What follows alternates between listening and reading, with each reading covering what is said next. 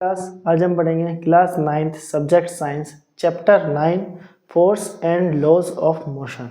तो चलिए शुरुआत करते हैं। फोर्स क्या होती है? फोर्स होती है एक तरह का पुश या पुल। हम किसी ऑब्जेक्ट को खींचें या धक्का दें, ये एक तरह की फोर्स है जो पुश करती है या पुल करती है। और उससे होता क्या है? उससे होता ये है कि या तो स्टेट ऑफ रेस्ट, कोई ऑब्जेक्ट अगर रुकी हुई है वो बदल जाए, रुकी है तो वो चल जाए, मोशन में आ जाए, या फिर अगर वो मोशन में है तो वो रुक जाए, या फिर उसकी स्पीड कम ज़्यादा हो जाए, ठीक है। या फिर क्या हो कि उसकी डायरेक्शन बदल जाए, कि जैसे ऑब्जेक्ट इधर मूव कर रही है ऐसे स्ट्रेट लाइन में, अगर मैं इस पर फोर्स अप्लाई करूँ ऐसे तो इसकी डायरेक्शन चेंज हो जाए, ठीक है। फोर्स होता है पुश या पुल, ठीक है, खींचना या धक्का देना, जिसका काम क्या है? वो कोशिश करती है कि स्टेट ऑफ रेस्ट चेंज हो जाए, वो या तो वो रुकी हुई है तो चले, या फिर मोशन में है तो रुक जाए, या फिर उसकी डायरेक्शन बदल जाए, ठीक है, स्पीड कम ज़्यादा हुई। तो ये होती है फोर्स। तो अब आगे देखते हैं फोर्स का इफ़ेक्ट क्या है। अगर आपने ये फोर्स की डेफिनेशन याद रख ली तो इफ़ेक्ट भी कुछ बड़ी बात नहीं है, ठीक है।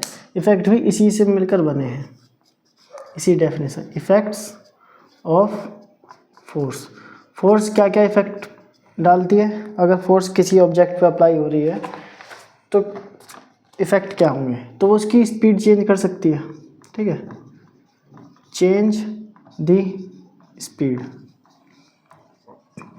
मान लीजिए कोई ऑब्जेक्ट इधर मूव कर रही है और हम इसमें और फोर्स इधर ही अप्लाई कर दें, इसको धक्का दे दें, तो इसकी स्पीड बढ़ जाएगी, ठीक है। अगर हम ये इधर ही मूव कर रही है और हम इधर से फोर्स अप्लाई कर दें तो इसकी स्पीड कम हो जाएगी, ठीक है। तो इसकी चेंज ऑफ स्पीड फोर्स का इफेक्ट है, ठीक है। अगर किसी ऑब्जेक्ट की स्पीड कम या ज़्यादा हो रही है तो हम ये कह सकते हैं कि उस पर फोर्स अप्लाई हो रही है, ठीक है।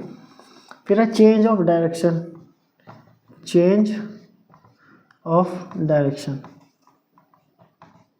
चेंज ऑफ डायरेक्शन का मतलब है कि उसकी दिशा बदल गई। पहले कोई ऑब्जेक्ट इधर मूव कर रही थी, अब हमने क्या किया, इस ऑब्जेक्ट पे इधर फोर्स अप्लाई किया, तो अब ये ऑब्जेक्ट इधर मूव करने लग गई या फिर इधर मूव करने लग गई, मतलब इसकी डायरेक्शन चेंज हो गई। तो उसकी डायरेक्शन चेंज हुई, या अगर कोई ऑब्जेक्ट मूव कर रही है और उसकी डायरेक्शन चेंज हो जाए तो हम क्या कहेंगे, उसके ऊपर फोर्स अप्लाई हुई है, ठीक है।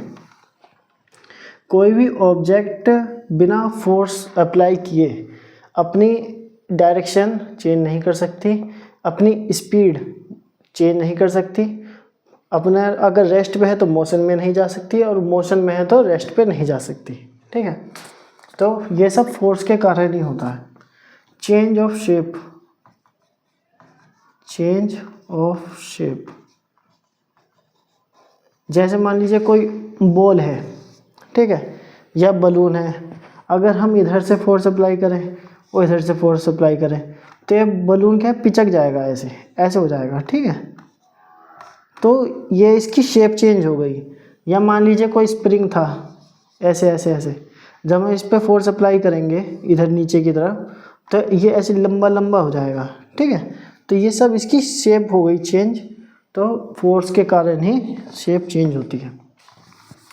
और अगले कारण है bring an object to rest, bring an object to rest. मान लीजिए कोई ऑब्जेक्ट मूव कर रही थी, ठीक है, मान लीजिए इधर को कोई बॉल मूव कर रही है, ठीक है, या फिर कोई बॉल आपने कैच करी, ऐसे उड़ती हुई आपके हाथों में आई और आपने उस पर फोर्स लगाया और उसको रोक दिया। तो ये जो ऑब्जेक्ट मूव कर रही है, आपने फोर्स लगाई, या तो आप इस बॉल पे इधर से फोर्स लगा दें, जितनी इधर से मूव करे इधर से उतनी ही, तो ये बॉल रुक जाएगी, ठीक है, ऑब्जेक्ट रेस्ट पे आ जाएगी। या फिर अगर वो रेस्ट पे है ऑलरेडी और वो मोशन में आ जाए तो भी फोर्स अप्लाई होगी, ठीक है। Set a body in motion, मतलब कि अगर ऑब्जेक्ट मूव कर रही है, अगर इसकी डायरेक्शन चेंज हो गई तो फोर्स अप्लाई हुई है, अगर इसकी शेप चेंज हो गई तो फोर्स अप्लाई हुई है, अगर इसकी स्पीड बढ़ गई या घट गई तो भी फोर्स अप्लाई हुई है। अगर ये मूव करते हुए रुक गई, फोर्स अप्लाई हुई है। अगर ये रुकी हुई थी और मूवमेंट में आ गई तो भी फोर्स अप्लाई हुई है। ठीक है, तो ये इसका इफ़ेक्ट है। और इसके बाद आप देखिए फोर्स की एक तरह की आप देख रहे हैं, इसमें हमें डायरेक्शन देख रहे हैं हम। ठीक है, हम ये बार बार बता रहे हैं कि इस तरफ से फोर्स लगी या इधर से फोर्स लगी, तो फोर्स कैसी हो गई? एक वेक्टर क्वांटिटी। फोर्स क्या है? एक वेक्टर क्वांटिटी। वेक्टर क्वांटिटी मैंने आपको पिछले क्लास में बताया था, वेक्टर क्वांटिटी होता है जिसका मैग्नीट्यूड हो। मैग्नीट्यूड मतलब कितनी फोर्स लग रही है। फोर्स की यूनिट क्या होती है? फोर्स की यूनिट ऑफ फोर्स ये होती है न्यूटन। ठीक है, मैग्नीट्यूड मान लीजिए हम कह रहे हैं कि 1 न्यूटन की फोर्स लगी है या 10 न्यूटन की फोर्स लगी है। और फिर इसमें होती है डायरेक्शन। हम ये कह रहे हैं कि डायरेक्शन किस डायरेक्शन में लगी है, ईस्ट में कह सकते हैं आप, नॉर्थ डायरेक्शन में कह सकते हैं, या फिर आई जे के कोऑर्डिनेट्स के फॉर्म में कह सकते हैं। ये आई जे वाला कॉन्सेप्ट थोड़ा हायर क्लासेस का है, पर आप ये ध्यान रखें बस कि डायरेक्शन हमें पता होनी चाहिए किस डायरेक्शन में फोर्स लग रही है। ठीक है, तो वेक्टर क्वांटिटी है फोर्स। ठीक, मैंने इसकी यूनिट बताई आपको न्यूटन एक साइंटिस्ट थे, उन्हीं के नाम पर ये यूनिट रखी गई है फोर्स की यूनिट। फोर्स के अब टाइप है, टाइप्स ऑफ फोर्स। फोर्स कितने प्रकार की होती है? फोर्स 2 प्रकार की होती है। एक है बैलेंस्ड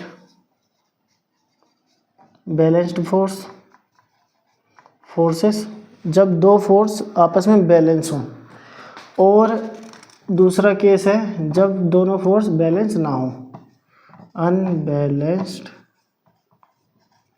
फोर्सेस। ठीक है, 2 बैलेंस्ड फोर्स का मतलब है कि मान लीजिए ये कोई ऑब्जेक्ट है। ठीक है, इस ऑब्जेक्ट पे मैंने यहाँ पे मान लीजिए 5 न्यूटन की फोर्स लगाई अप्लाई, और इस पर इस डायरेक्शन से भी मैंने 5 न्यूटन की फोर्स अप्लाई की है। तो ये दोनों फोर्स क्या है? इक्वल है। ठीक है, equal and opposite in direction.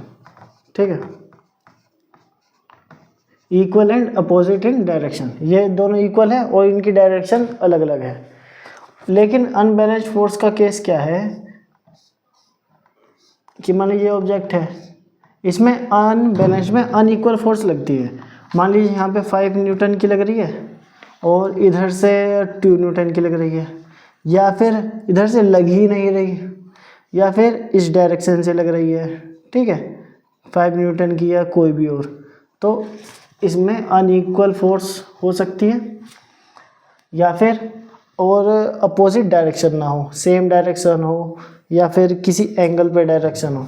ठीक है, तो ये होगा equal and opposite in direction. जो फोर्स है वो इक्वल है और अपोजिट है डायरेक्शन में। ये जो फोर्स है ये नेट 0 हो जाती है, नेट फोर्स इक्वल टू 0। देखिए, जब आप किसी ऑब्जेक्ट पे इधर से भी धक्का मारेंगे और उधर से भी मारेंगे, दोनों पे, ये मान लीजिए पॉजिटिव हो गई, इसकी डायरेक्शन इधर से, तो ये -5 न्यूटन हो गई। ठीक है, तो इसकी जो नेट फोर्स है वो 0 है। लेकिन अनबैलेंस्ड फोर्स में इसकी नेट 0 नहीं होती, net force not equal to 0। अब क्या है कि जैसे कि ये बैलेंस फोर्स है, तो इसके कारण जो बॉडी था उसके जो स्टेट ऑफ मोशन था वो चेंज नहीं होता। इसका मतलब कि अगर बॉडी पहले से रेस्ट पर है तो वह रेस्ट पर ही रहेगी, क्योंकि फोर्स नेट 0 है, इस पर फोर्स नहीं लग रही। अगर वो मोशन में थी तो वो मोशन में ही रहेगी। इन फोर्सेस के कारण उस पर कोई भी फर्क नहीं पड़ेगा। ठीक है, no change in state of motion. लेकिन अनबैलेंस्ड के केस में क्या है कि बैलेंस्ड जो नेट फोर्स है वो 0 नहीं है, तो इसके स्टेट ऑफ मोशन में चेंज आएगा। ठीक है, change in state of motion, इनके मोशन के स्टेट में चेंज आएगा। डायरेक्शन में भी चेंज आ सकता है। ठीक है, can be in change in direction, ठीक है, पॉसिबल है कि डायरेक्शन में चेंज आ जाए, ठीक है, possible in change in direction. Direction में चेंज कैसे हो सकता है? मान लीजिए मैंने कहा कि ये तो अपोजिट में है, लेकिन इसमें अपोजिट में नहीं होते। ये है फोर्स, इधर से आपने 5 न्यूटन में लगाई, मैं पहले ये बता रहा कि अपोजिट में नहीं है, इस डायरेक्शन से ना होके इस बार फोर्स इस डायरेक्शन से लग रही है 5 न्यूटन, तो ये जो इसका जो रिजल्टेंट आएगा वो इधर से मूव करेगा, ठीक है, तो डायरेक्शन चेंज हो गई। और change in state of motion, मान लीजिए ये बॉडी रेस्ट पर थी, हमने सिर्फ इस पर एक तरफ से फोर्स लगाया तो ये अब मोशन में आ जाएगी, ठीक है, तो स्टेट चेंज हो गया। अगर ये पहले से मोशन में थी, मान लीजिए ये मोशन में पहले से इस डायरेक्शन में मोशन का हो रहा था, अब हमने फोर्स इधर से लगा दिया तो अब इसकी स्पीड रिड्यूस हो जाएगी। अगर ये इसी डायरेक्शन में मूव करी, हमने इधर ही फोर्स लगा दिया तो अब इसकी स्पीड बढ़ जाएगी, ठीक है, ये है अनबैलेंस्ड फोर्स से इसका कारण। और यही है, मैंने साथ साथ आपको कंपेयर करके बता दिया। अब एक काम करते हैं, न्यूटन के लॉज पढ़ते हैं, Newton's laws of motion. Newton ने कितने लॉ दिए थे? न्यूटन ने 3 लॉ दिए थे, 3 laws of motion. Newton's laws of motion, ठीक है। पहला है Newton's first law of motion. जो फर्स्ट लॉ ऑफ मोशन है उसको हम एक और नाम से जानते हैं, वो है law of inertia, law of INERTIA, law of inertia, ठीक है। ये इनर्शिया क्या है अभी बताते हैं। अब बॉडी, इसकी आप स्टेटमेंट लिख लीजिए, आपको याद रखने में आसानी रहेगी, और यही स्टेटमेंट आपको समझा दूंगा तो काम खत्म है। अब body continuous in its state of rest, ठीक है, और uniform motion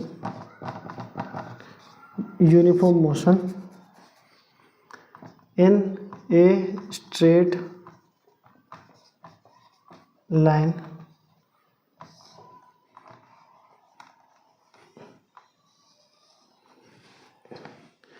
unless unbalanced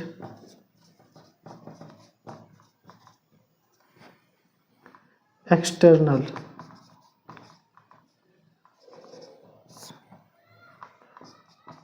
force is applied। देखिए मैंने इस स्टेटमेंट में कुछ लाइन्स अंडरलाइन किए हैं, कुछ वर्ड्स को। इसका क्या मतलब है, जब कोई बॉडी अपनी रेस्ट ऑफ स्टेट पर, वो स्टेट ऑफ रेस्ट पर मतलब रुकी हुई है, या फिर वो यूनिफॉर्म मोशन में है। यूनिफॉर्म मोशन मैंने पिछली क्लास में समझाया था कि वो इक्वल इंटरवल में इक्वल डिस्टेंस कवर कर रही है, ठीक है। तो जब ऐसा ही, और ये मोशन जो है स्ट्रेट लाइन में होना चाहिए। आप ऐसा नहीं कहेंगे कि ये सर्कुलर मोशन में, सर्कुलर मोशन में डायरेक्शन चेंज होती रहती है, और डायरेक्शन हमेशा फोर्स के अप्लाई होने से ही होती है।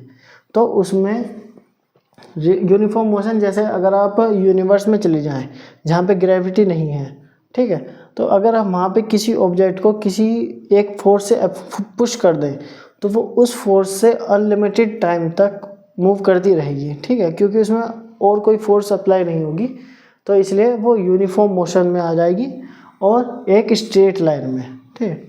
या तो ऑब्जेक्ट रेस्ट पर हो या फिर मोशन हो तो यूनिफॉर्म मोशन, और वो भी स्ट्रेट लाइन में, ठीक। Unless unbalanced external force is applied, वो बॉडी क्या रहेगी, ऐसे ही रहेगी। अगर मान लीजिए कोई बॉडी आपने यहाँ पर छोड़ दिया, कोई कप, ठीक है, या कोई बॉक्स, जब तक आप इस बॉक्स को इस ऑब्जेक्ट को एक्सटर्नली बाहर से कोई फोर्स लगाकर, अनबैलेंस्ड फोर्स अभी आपको बताया, अनबैलेंस्ड फोर्स बाहर से फोर्स लगाकर इसको मूव करने की कोशिश नहीं करेंगे, ये मूव नहीं करेगी, ठीक है। यह a body continuous in its rest, state of rest, ये रेस्ट पर है तो रेस्ट पर रहेगी। अगर कोई ऑब्जेक्ट यूनिफॉर्म मोशन में मूव कर रही है, यूनिफॉर्म स्ट्रेट लाइन, ठीक है, स्ट्रेट लाइन का ध्यान रखना, वो भी यूनिफॉर्म स्ट्रेट लाइन मोशन में मूव कर रही है, जब तक इस पर फोर्स अप्लाई नहीं होगी एक्सटर्नली, ना तो इसकी स्पीड बढ़ेगी ना ही घटेगी, ठीक है, ना ही ये रेस्ट पे आएगी। तो ये कहा गया है फर्स्ट लॉ ऑफ मोशन में, लॉ ऑफ इनर्शिया, ठीक है। तो इसका मतलब body at rest wants to be at rest, if in its motion then it wants to be in motion.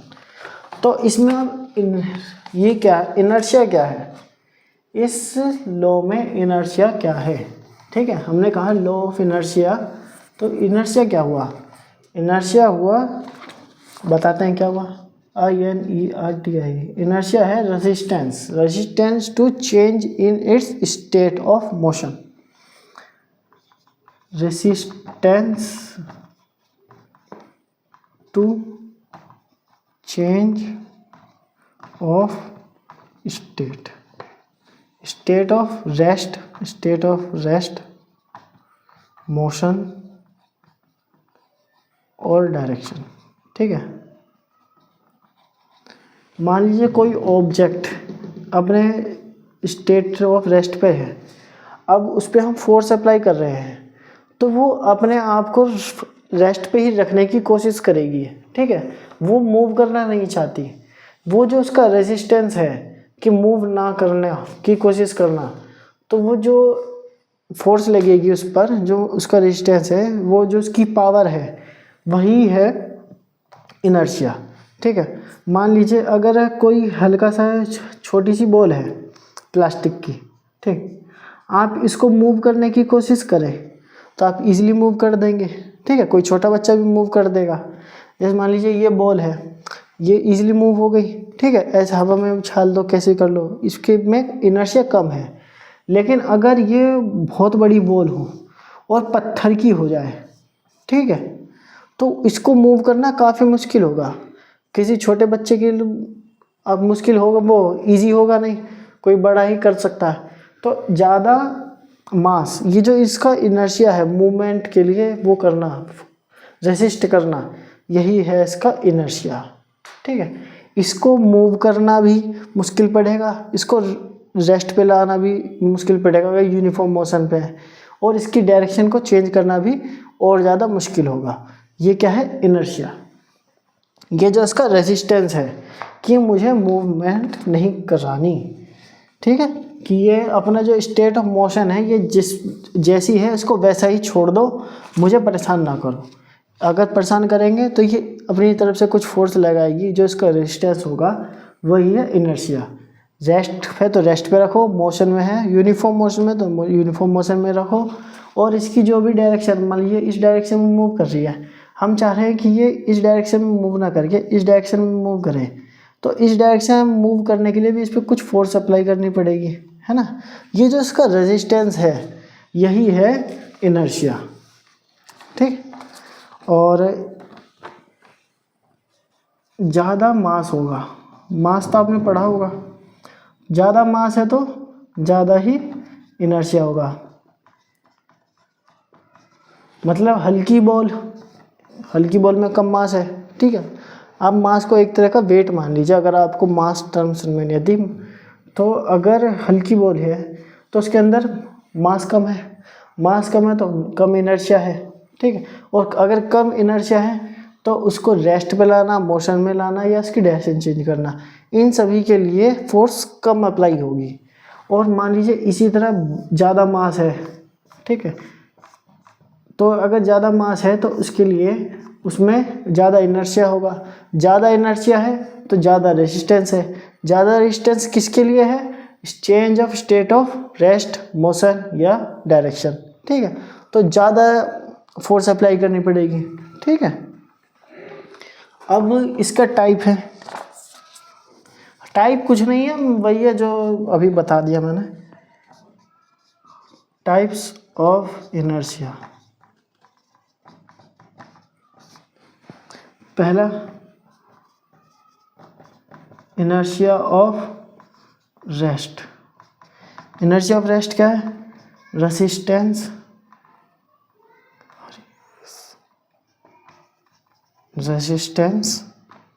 At rest. जब वो रुकी हुई है, वो उस समय जो उसका रेसिस्टेंस होगा अपने मोशन को रोकने के लिए, इनर्शिया ऑफ रेस्ट कहलाएगा। इसी का जब inertia of motion, inertia of motion क्या होगा? Resistance at motion. जब वो मोशन में है, उसके जो मोशन को रोकेगा, ठीक है, कि जब वो मूव कर रही है, अब उसको रोका जाना है, मतलब रेस्ट पे लेके आओ, रोक दो, या फिर उसकी स्पीड कम ज़्यादा करो। जो उसके पास ये जो रेसिस्टेंस है, ये रेसिस्टेंस इनर्शिया ऑफ मोशन कहलाएगा। और इसी तरह इनर्शिया ऑफ डायरेक्शन है। ये क्या है? Resistance of direction. जब हमें ऑब्जेक्ट की किसी एक डायरेक्शन स्ट्रेट लाइन में मूव कर रही है, वो हम चाह रहे हैं कि इसकी डायरेक्शन थोड़ी ऐसे हो जाए, ठीक है, तो ये जो उसका रेजिस्टेंस होगा, हमें अलग से फोर्स लगानी पड़ेगी, तो ये उसका इनर्शिया ऑफ डायरेक्शन होगा। आप ये समझें कि अगर किसी ऑब्जेक्ट में इनर्शिया हो ही ना, यानी कि रेजिस्टेंस ना हो, ठीक है, तो किसी भी ऑब्जेक्ट को स्टार्ट कर दो, किसी को भी मूव कर दो, तो उसके लिए कुछ फोर्स ही नहीं लगेगी, ठीक है। जो इनर्शिया है बेसिक, तो वो एक बेस है फोर्स के लिए। क्योंकि अगर मान लिए कि रेसिस्टेंस है ही नहीं, कोई भी ऑब्जेक्ट मूव करने के लिए रेसिस्ट ही नहीं कर रही, तो वो अपने आप चल देगी, अपने आप रुक जाएगी, फोर्स का कॉन्सेप्ट ही खत्म हो गया, ठीक है। तो फोर्स कहाँ जरूरत है? क्योंकि रेसिस्टेंस है, रेसिस्टेंस मतलब इनर्शिया, इनर्शिया है तो फोर्स है, और फोर्स और इनर्शिया दोनों आपस में लिंक है, ठीक। तो ये खत्म हुआ। अब देखते हैं इनर्शिया, आपको मेरे ख्याल से समझ में आ गया होगा। अब देखते हैं इसका second law of motion, Newton's second law of motion, motion का दूसरा सिद्धांत। इसके ये क्या है? Rate of change of momentum, rate of change of momentum of an object, ठीक, इज डायरेक्टली proportional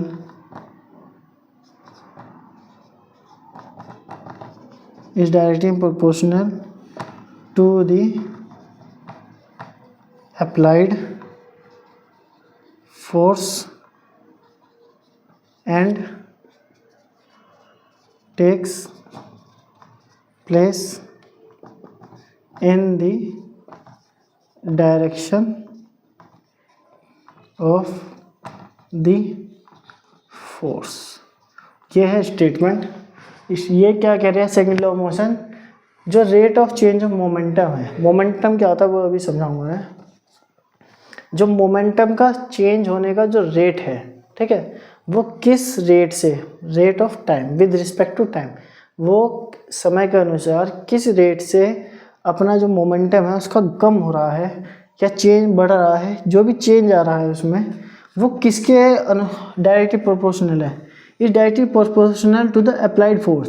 हम जितने इस पर फोर्स डालेंगे उतना ही उसका मोमेंटम कम या ज़्यादा होता रहेगा, ठीक है। और and take place in the direction of the force, हम जिस फोर्स डायरेक्शन में फोर्स अप्लाई करेंगे उस डायरेक्शन में। तो हम पहले तो मोमेंटम समझते हैं। मोमेंटम क्या था? MOMENTU। मोमेंटम को P से डोनेट किया जाता है, और ये होता है मास मल्टीप्लाई वेलोसिटी, ठीक है। मास को हम कहते हैं M और वेलोसिटी V, और ये मोमेंटम p, तो p यानी momentum equal to mv।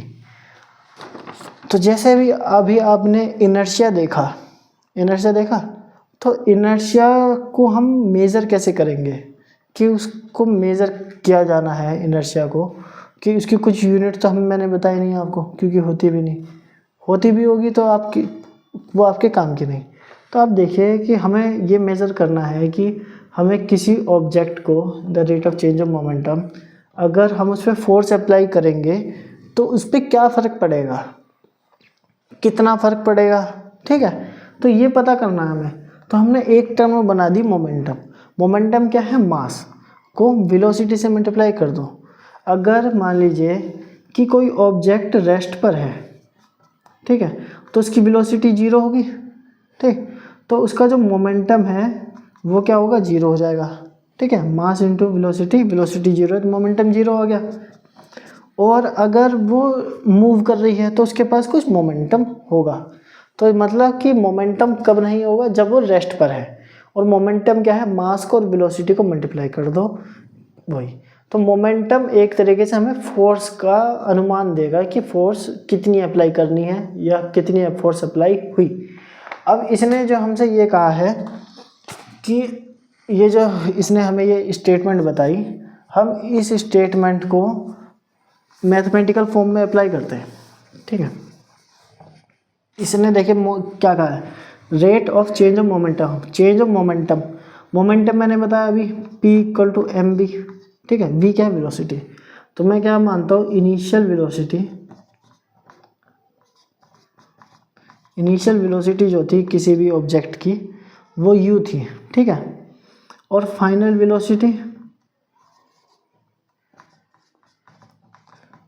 Velocity जो है वो है v। तो अब दोनों में ये मोमेंटम कितना हो गया, इनिशियल मोमेंटम, ठीक है, इनिशियल मोमेंटम। अगर इनिशियल वेलोसिटी तो इनिशियल मोमेंटम होगा, तो ये हो गया mu, ठीक है। और फाइनल मोमेंटम क्या हो जाएगा, ये हो जाएगा mv। तो चेंज ऑफ मोमेंटम क्या होगा अब, तो rate of change of momentum. तो मास वेलोसिटी ये पहले लिखेंगे फाइनल वाला, फिर लिखेंगे इनिशियल वाली, ठीक है, mv माइनस mu। और with respect to time, rate किस रेट से, तो हम टाइम के अनुसार ही देखते हैं कि टाइम के अनुसार क्या रेट चल रहा है, कि किस रेट से वो चेंज हो रही है, कि पहले 1 घंटे में कितना चेंज हुआ, 2 घंटे में कितना चेंज हुआ, तो टाइम के अनुसार होता है। तो हम यहाँ डिवाइड करेंगे इसे टाइम से। इसने कहा है कि ये किसके प्रोपोर्शनल है, is directly proportional to the applied force, यानी कि ये फोर्स के इक्वल है, ठीक है, ये डायरेक्टली प्रोपोर्शनल है। And takes place in the direction of force, ये लाइन बताऊंगा मैं आगे क्या है।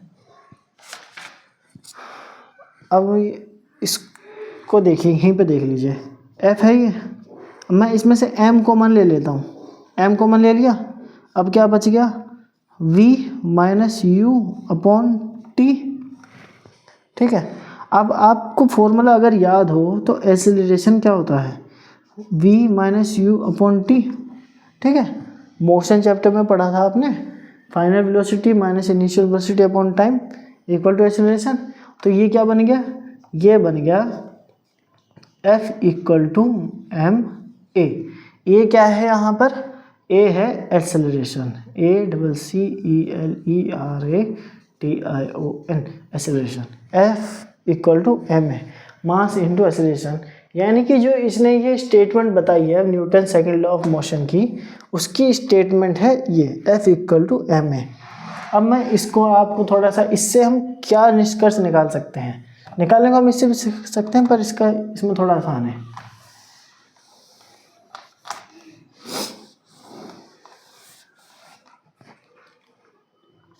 F equal to mass into acceleration, ठीक है। तो इसने हमसे ये कहा कि मास और एक्सेलरेशन को मल्टीप्लाई कर दें तो हमें ये पता चल जाएगी कि फोर्स कितनी है और ये किस डायरेक्शन में, जिस डायरेक्शन में फोर्स लगाई है उसी डायरेक्शन में मोमेंटम का चेंज होगा, रेट ऑफ। तो आप देखिए कि हमारे पास कोई ऑब्जेक्ट है, ठीक है, अगर मैं इस पर फोर्स अप्लाई करूं तो इसके साथ एक्सेलरेशन बढ़ेगा, ठीक है, फोर्स बढ़ेगा तो एक्सेलरेशन बढ़ेगा, ठीक है। मैं जितनी ज़्यादा फोर्स लगाऊंगा उतना ज़्यादा एक्सेलरेशन होगा, मतलब एक्सेलरेशन मतलब और स्पीड से जाएगी और वेलोसिटी से जाएगी, ठीक है, और चेंज ऑफ वेलोसिटी टाइम आएगा, ठीक है। तो आप थोड़ा नॉर्मल भाषा में अगर आपको एक्सेलरेशन याद रखने में समझने में प्रॉब्लम होती है तो आप इसको ऐसे देखिए कि उसकी स्पीड बढ़ेगी कि नहीं, ठीक है। आप मान लीजिए कोई ऑब्जेक्ट रेस्ट पर है, आप उसमें फोर्स लगाएं, धक्का मारेंगे, धीरे धीरे धक्का मार रहे हैं किसी ऑब्जेक्ट में तो वो धीरे धीरे मूव करेगी, और आप उसको तेज़ तेज़ धक्का मारेंगे तो वो और तेज़ी से मूव करेगी। तो जितनी ज़्यादा फोर्स लगा रहे हो तो उतना ही ज़्यादा उसका एक्सेलरेशन बढ़ेगा, ठीक है। फोर्स और एक्सेलरेशन बराबर हो गया। अगर आप ये देखिए कि हमारे पास फोर्स कांस्टेंट है, कि मतलब हम फोर्स ज़्यादा नहीं लगा सकते, जैसे कोई मोटर हुई, ठीक है, या कोई इंजन है जिसकी पावर हमारे पास पता है कि कांस्टेंट है, वो ज़्यादा बढ़ नहीं सकते। फोर्स अगर कांस्टेंट है, ठीक है, मान लीजिए मैं 5 न्यूटन की फोर्स लगा रहा हूँ, ठीक है, 5 न्यूटन कांस्टेंट है। अब मैं ये कहता हूँ कि ये कोई ऑब्जेक्ट थी, मैं इसको मूवमेंट करा रहा हूँ, तो 5 न्यूटन में ये क्या है, मास इस बार मैं चेंज करूँगा, ठीक है, एक्सेलरेशन को के साथ देखेंगे रिलेशन। तो एक काम करते हैं, फोर्स कांस्टेंट है तो इसको नीचे ले आते हैं, ठीक है, F equal to M a था तो F upon m equal to s, F equal to a upon m, इसको ऐसे लिख दीजिए, ठीक है। ये ए को नीचे ला सकते हैं कि आप ये देखिए कि अगर मास ज़्यादा है तो एक्सेलरेशन कम होगा। अगर हल्की ऑब्जेक्ट को मैं 5 न्यूटन से धक्का मारूंगा, फोर्स लगाऊंगा उस पर, तो वो कुछ स्पीड पकड़ेगी। लेकिन अगर मैं एक बहुत बड़ी बॉल को, जो मान लीजिए प्लास्टिक की बनी थी, ठीक है, तो इसमें क्या होगा, इस फोर्स में तो स्पीड ज़्यादा आएगी। लेकिन अगर ये मेटल की बनी है बहुत बड़ी बॉल, या स्टोन की है, स्टोन या मेटल की, ठीक है, तो उतनी ही फोर्स लगाने पे इसमें मूवमेंट कम आएगा, ठीक है, ये थोड़ा सा कम मूव करेगी, ठीक है, इसकी स्पीड कम बढ़ेगी। तो आप इसमें इस एक फॉर्मूले से हम क्या क्या निष्कर्ष निकाल रहे हैं, हम ये निकाल रहे हैं कि अगर मान लीजिए कि मास कांस्टेंट मतलब ऑब्जेक्ट वही है, हम फोर्स बढ़ाएंगे उसकी स्पीड बढ़ती रहेगी, उसका एक्सेलरेशन बढ़ेगा, और स्पीड घटाएंगे उसका एक्सेलरेशन कम हो जाएगा। लेकिन हमारे पास फोर्स कांस्टेंट है, ये हमारे पास कांस्टेंट है, अगर हम उसका ऑब्जेक्ट बढ़ा देंगे मतलब मास बढ़ा देंगे तो उसका एक्सेलरेशन कम हो जाएगा, और अगर हमें एक्सेलरेशन बढ़ाना है तो मास कम करना पड़ेगा, ठीक। तो ये है सेकंड लॉ ऑफ मोशन। तो अब इसका थर्ड लॉ ऑफ मोशन भी देख लेते हैं। थर्ड स्टार्ट करने से पहले इसमें एक चीज़ और है, वो बताता हूँ मैं, वो है इम्पल्स। इसको मिटाता हूँ,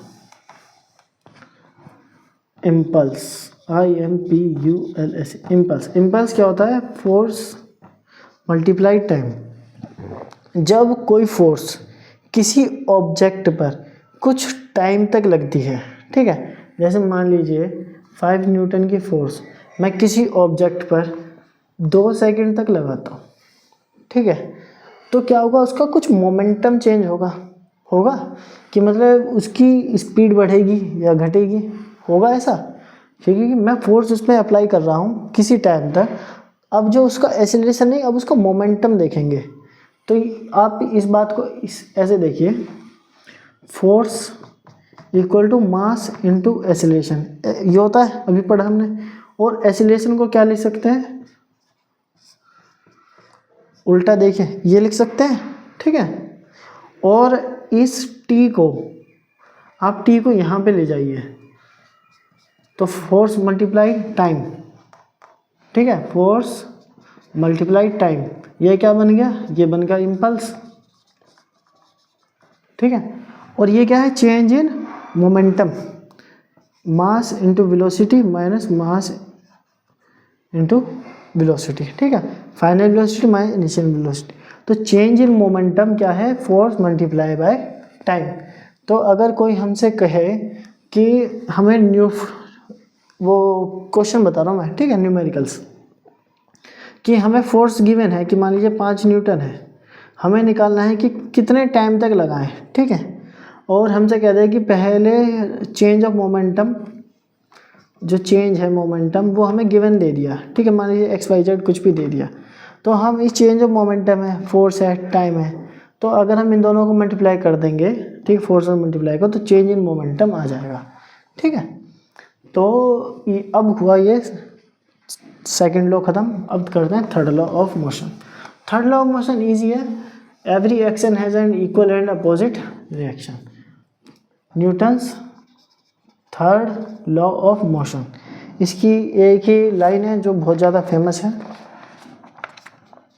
for every action there is an equal and opposite reaction, for every action there is an equal and opposite reaction. इसका मतलब ये कि जब आप मान लीजिए कोई ऑब्जेक्ट है, आप इस ऑब्जेक्ट पर इस डायरेक्शन से फोर्स अप्लाई करेंगे, तो ये ऑब्जेक्ट भी इस डायरेक्शन से फोर्स अप्लाई करेगी। कितनी करेगी? उतनी ही करेगी जितनी हमने फोर्स अप्लाई करी। लेकिन आप इसमें अगर मैं इतना ही बता के छोड़ दूँ तो आप ये कहेंगे तो ऑब्जेक्ट मूव कब करेगी? क्योंकि अगर मैं किसी ऑब्जेक्ट पे फोर्स अप्लाई कर रहा हूँ, वो उतनी ही अपने दूसरी तरफ से फोर्स अप्लाई कर देगी, तो ये दोनों फोर्स कैंसिल हो जाएंगी, बैलेंस फोर्स हो जाएगी, तो ये मूवमेंट पॉसिबल ही नहीं होगा। इसमें एक बात ये है कि कोई भी ऑब्जेक्ट अनलिमिटेड फोर्स नहीं वापस कर सकती। कितना करेगी वापस, ये उसके इनर्शिया पे डिपेंड करेगा। देखा भी इनर्शिया आ गया ना, अब इनर्शिया पे डिपेंड करेगा कि जैसे हल्की ऑब्जेक्ट है या छोटी ऑब्जेक्ट है तो वो उसका इनर्शिया कम है, उसका रेजिस्टेंस कम है, तो वो जो रिवर्स फोर्स लगाएगी, opposite force, opposite reaction, opposite direction में जो फोर्स लगाएगी वो कम होगी, और वो लगा ही सकती कम है। अगर मान लीजिए ये इसका जो वापस में अपोजिट लगाने का जो पावर है वो है 5 न्यूटन की है, ठीक है, अपोजिट रिएक्शन में। अगर मैं यहाँ से 1 न्यूटन की फोर्स लगाऊँ तो ऑब्जेक्ट मूव नहीं करेगी, क्योंकि मैंने 1 न्यूटन की लगाई, इधर से भी 1 न्यूटन आ जाएगा, ठीक है। अगर मैं इधर से 6 न्यूटन लगाऊँ और इसकी पावर है 5 न्यूटन की, तो इसकी 5 न्यूटन और 6 न्यूटन माइनस हो गए, इसके ऊपर नेट फोर्स 1 न्यूटन का अप्लाई होगा, ठीक है। कब? जब ये इनर्शिया उस पर फॉलो होगा, ठीक है। और जब ये मूवमेंट स्टार्ट हो जाएगा तो फिर ये 6 न्यूटन ही इस पर फोर्स माना जाएगा, ठीक है। तो बस आप ये देखिए कि कोई भी ऑब्जेक्ट अनलिमिटेड फोर्स रिवर्स में नहीं लगा सकती, ठीक है, अपोजिट डायरेक्शन में। वो कितनी लगा सकती है वो इस बात पर डिपेंड है कि उसका इनर्शिया क्या है। तो इनर्शिया इसलिए फर्स्ट लॉ में आपको समझाया था। तो every action has an equal and opposite reaction. तो अब मैं आपको इसके एग्जांपल बताता हूँ। एग्जांपल है जैसे रिकॉइल ऑफ गन, ये आपके बुक में भी है, बहुत ज़्यादा फेमस एग्जांपल है रिकॉइल ऑफ गन।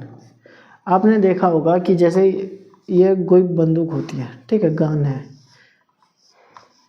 यहाँ से गोली चलती है, इस गोली का जो मास है वो कम है, ठीक है, उसका मास थोड़ा कम है और इसकी स्पीड ज़्यादा है। मास बहुत कम है और स्पीड क्या है, एक्सेलरेशन क्या बहुत ज़्यादा है। लेकिन ये जो ऑब्जेक्ट है, ये जो इसकी मास है, ये जो बंदूक है गन, इसका मास ज़्यादा है, ठीक है, और इसका एक्सेलरेशन कम होगा, ठीक है, क्योंकि हमें ये फोर्स जो है इक्वल एंड अपोजिट ये बैलेंस करनी है, ठीक। क्योंकि जैसे कि अगर मास कम है तो एक्सेलरेशन ज़्यादा हो गया, तो मास इंटू एक्सेलरेशन। अगर देखिए मैं मास इसको मान लूँ 2 है और एक्सेलरेशन इसका मान लूँ मैं 100 है, ठीक है, ए का एक्सेलरेशन, तो ये फोर्स कितनी हो गई, ये होगी 200। अगर मैं इसका मास ये मान लूँ कि इसका मास है 100, तो इसका एक्सेलरेशन कितना होगा, ये होगा 2, क्योंकि मुझे मास और एक्सेलरेशन दोनों को इक्वल करना है। सॉरी, मास और एक्सेलरेशन इक्वल नहीं करना, ये दोनों जो रिएक्शन फोर्स है इनको इक्वल करनी है। तो ये बंदूक भारी है, तो जब हम इसको चलाएंगे ऐसे, तो ये कुछ बंदूक पीछे आती है तो वो कम वापस आती है, क्योंकि इसका मास ज़्यादा है और ये अपोजिट रिएक्शन में फोर्स लगती है। ठीक है, जैसे मैंने बंदूक चलाई, आगे को गोली गई कुछ वेलोसिटी और एक्सीलरेशन के साथ, कुछ मास के साथ, कुछ फोर्स लगी आगे की तरफ, तो उतना ही फोर्स वापस लगा, तो गन रिकॉइल करती है। ठीक है, पीछे को आती है। और जैसे हम चलते हैं, चलने में भी चलते टाइम जैसे कोई ये पर्सन है, ये जब अपना पैर यहाँ पे रखता है ज़मीन पे, तो फोर्स जितना हम लगा रहे हैं तो उतना ही फोर्स ग्राउंड भी हमारे पैर पे लगाता है, और फिर हम पूरे थोड़ी फोर्स एक्स्ट्रा लगा के ये पैर आगे बढ़ा लेते हैं और हमारी वॉकिंग पॉसिबल हो जाती है। आप ये देखिए, जैसे इसमें आपको वो दिया है रॉकेट का, ठीक है, ये अर्थ है, ये रॉकेट है। रॉकेट क्या करता है कि यहाँ से फोर्स अप्लाई करता है। ठीक है, अगर बराबर ही फोर्स अप्लाई होती रहेगी तो ये रॉकेट कभी हवा में नहीं उड़ पाएगा। ठीक है, तो जितनी फोर्स ये नीचे अप्लाई करता है तो उतनी ही अर्थ भी इसके ऊपर फोर्स अप्लाई करती है। ठीक है, ये जितनी ज़्यादा फोर्स अप्लाई करता रहेगा, एक टाइम ऐसा आएगा कि ये इसके जो वापस लगाने की जो फोर्स है, ठीक है, पॉसिबिलिटी उससे थोड़ी ज़्यादा लग जाएगी, तो यहाँ पे ये इसको ऐसे ऊपर को उठाती हुई चली जाएगी, तो रॉकेट हवा में लॉन्च हो जाएगा। समझे आप? तो एक्शन एंड रिएक्शन यही है, और कुछ खास नहीं है। तो इसके बाद एक और है law of conservation of momentum, इसको पढ़ते हैं। Law of conservation of momentum.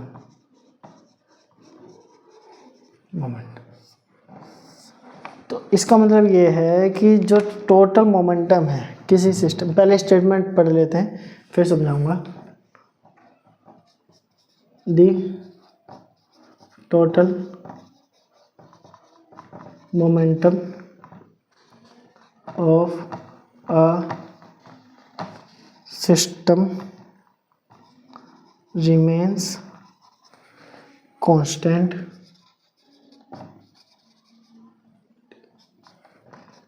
if no external force acts on it। यानी कि कोई सिस्टम है, सिस्टम क्या होता है वो आपके शायद आपने अभी नहीं पढ़ा होगा, तो जो भी है मैं आपको समझाता हूँ फिर भी। कि जैसे मान लीजिए दो बॉल हैं, ठीक है, और ये दोनों बॉल हैं, मैं अगर आपको एक बॉक्स में बंद कर दूँ, मतलब इन दोनों बॉल को एक बॉक्स में बंद कर दूँ, ठीक है, अब इस बॉक्स के बाहर से जो भी फोर्स लगेगी इसके ऊपर, उसका असर इन बॉल पर नहीं होगा। ठीक है, अब ये मान लीजिए ये एक ऐसा सिस्टम बन गया जिसमें इन बॉल को बाहरी दुनिया से कोई मतलब नहीं है। ठीक है, अब बाहर चाहे कुछ भी हो, इस बॉक्स के ऊपर चाहे कितनी भी फोर्स लगे, लेकिन ये दोनों बॉल्स पर कोई फोर्स एक्सटर्नली अप्लाई नहीं होगी, एक्सटर्नली कोई फोर्स अप्लाई नहीं होगी। जो फोर्स लगेगी इसके अंदर से ही लगेगी। ठीक है, अंदर से मतलब जो इसमें एयर पार्टिकल्स हैं वो लगाएंगे, हैं तो वो अंदर ही।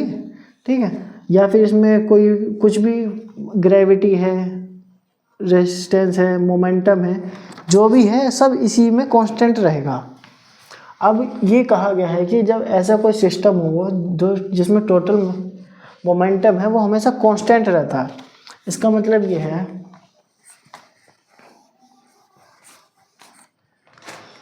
ये मान लीजिए कोई हल्की सी बॉल है, ठीक है, और ये एक भारी बॉल है। ठीक है, ये हल्की है, ये भारी है। ये इस डायरेक्शन में मूव कर रही है, इसका मास मान लेते हैं छोटा m, ठीक है, और इसकी वेलोसिटी मान लेते हैं ज़्यादा है, ठीक है, वेलोसिटी ज़्यादा है, ठीक है, m1 v1।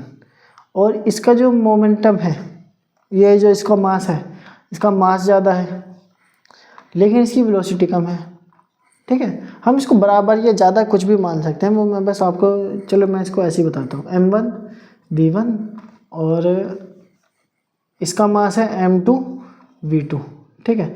ये दोनों इस डायरेक्शन में आ रही हैं, इनका जो कंबाइंड मास है, ये जैसे सिस्टम बनाया था, ठीक है, ये बाहर की दुनिया से कोई फोर्स नहीं लग रही, इसमें क्या है, if no external force acts on it, इन पे बाहर से कोई फोर्स अप्लाई नहीं होगी। तो अब ये जब दोनों बॉल टकराएंगी, ठीक है, ये बॉल इससे टकराई, ये दोनों बॉल आपस में टकराएंगी, टकराने के बाद जैसे आपने देखा होगा ये इधर से टकराती है, फिर ये इधर को चली जाएगी, ये वाली बॉल इधर को चली जाएगी, ठीक है, दोनों बॉल वापस जाएंगे ना, इधर से टकरा के एक इधर, लेकिन इनकी डायरेक्ट वो मोमेंटम बदलेगा। मोमेंटम मतलब इनका एक्सीलरेशन जो वेलोसिटी होगी वो चेंज हो जाएगी। अब ऐसा तो है नहीं, ये पहले जिस वेलोसिटी से आगे बढ़ रही थी, ये इससे टकराने के बाद जब वापस जाएगी तो इसकी वेलोसिटी में कोई चेंज नहीं आएगा, चेंज आएगा, कितना आएगा वो हमें पता करना है, ठीक है। वैसे ही जैसे ये आई इधर से, तो इधर से मैं इसको एक टक्कर मारी, ठीक है, तो इसकी वेलोसिटी में भी चेंज आएगा, ठीक है। आप ये मानिए कि कोई ऑब्जेक्ट, ये ऑब्जेक्ट इस डायरेक्शन में मूव कर रही है, ये जब इससे टकराई, ये एक तरह का फोर्स अप्लाई करेगी इसके ऊपर, तो इसकी जो वेलोसिटी है, जो इधर से ये बॉल आई, इसमें कोई चेंज आएगा, ठीक। वैसे ही इस बॉल के लिए जब ये इधर से मूव कर रही थी, तो जब ये इधर से आई है, ये वाली बॉल छोटी वाली, तो इस पर कुछ फोर्स अप्लाई होगी, तो इसके भी वेलोसिटी में चेंज आएगा, मास में तो चेंज आ नहीं सकता, ठीक है। तो ये कहा गया है कि जो इनका टोटल मोमेंटम है वो हमेशा कांस्टेंट रहेगा, रिमेन कांस्टेंट। तो यानी कि इसका मोमेंटम कितना है, मास 1 m1 v1 प्लस, और इसका जो मोमेंटम है m2 v2, ये कांस्टेंट है, ठीक है। तो कांस्टेंट मान लेते हैं कि कोई एक ऐसा कांस्टेंट जिसकी वैल्यू चेंज नहीं हो रही, और जब ये टकरा गई उसके बाद भी इनका जो मोमेंटम है वो सेम ही रहेगा, कांस्टेंट रहेगा। तो डायरेक्ट के रहने देते हैं, डायरेक्ट फॉर्म बताते हैं। इसके बाद इसका मास तो सेम है, मास तो चेंज नहीं होगा m1, लेकिन वेलोसिटी बदलेगी m2 v2 प्लस, और वैसे ही इसका जो मोमेंटम वो मास है वो सेम रहेगा m2, लेकिन इसकी वेलोसिटी बदल जाएगी m1 m2 v2, v3 और ये v4, ठीक है। इसकी वेलोसिटी v3 हो जाएगी और इसकी वेलोसिटी v4 हो जाएगी, ठीक है। तो ये है constant momentum, law of conservation of momentum. ये जो इनका मोमेंटम है ये कंजर्व है, ये चेंज नहीं होगा, ठीक। तो ये था, ये आपको बिफोर कोलाइड चैप्टर ख़त्म हो गया। अब ये चैप्टर आप पढ़ लेना, कोई डाउट हो तो पूछ लेना, एक्सरसाइज सोल्व करना, क्वेश्चन सोल्व करना, अगर क्वेश्चन में ना है तो पूछ लेना, ठीक है। तो चलिए क्लास यहीं पे एंड करते हैं, मुझे लगता है आपको समझ में आया होगा। Thank you class.